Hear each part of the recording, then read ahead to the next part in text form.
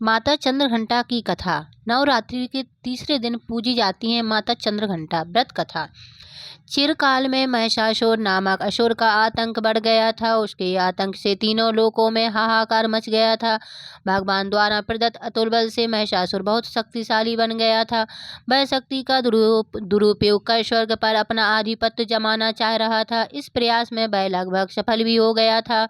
उस समय स्वर्ग के देवता भयभीत हो उठे। स्वयं स्वर्ग इंद्र नरेश भी चिंतित हो उठे।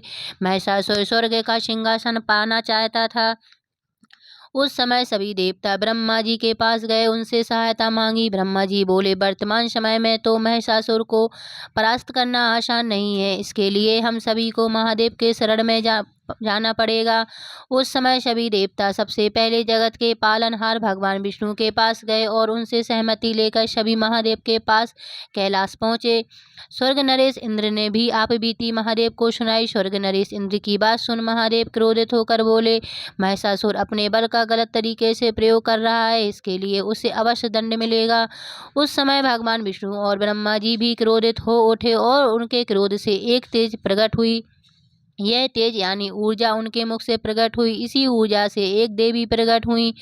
उस समय भगवान शिव ने देवी माँ को अपना त्रिशूल दिया। भगवान विष्णु ने अपना सुदर्शन चक्र दिया। स्वर्ग नरेश इंद्र ने घंटा प्रदान किया। इस प्रकार सभी देवताओं ने देवी माँ को अपने अस्त्र शस्त्र दिए।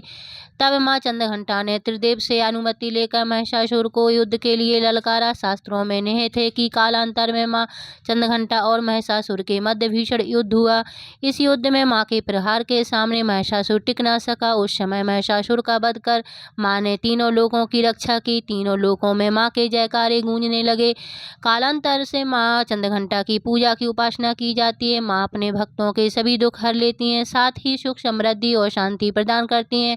अतः साधक श्रद्धा के भाव से शारदीय नवरात्रि के तीसरे दिन माँ चंद्रघंटा की उपासना करते हैं। Thanks for watching.